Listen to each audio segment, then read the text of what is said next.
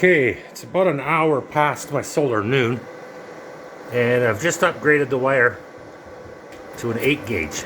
I'm not really seeing any improvement, but I had to do it anyway. I wanted to bring it in from that wall, just below the mini split outside.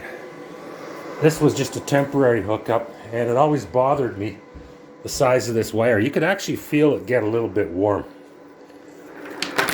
So I got 2 little holes to silicone up that come in through the pantry. Yank that out. Doesn't get better than that. 15.8 amps. What did I have? 87.2 volts with open circuit. Voltage open circuit before I flipped the breaker and turned it on.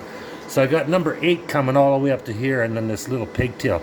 I'm going to pay attention to see if these get warm. There.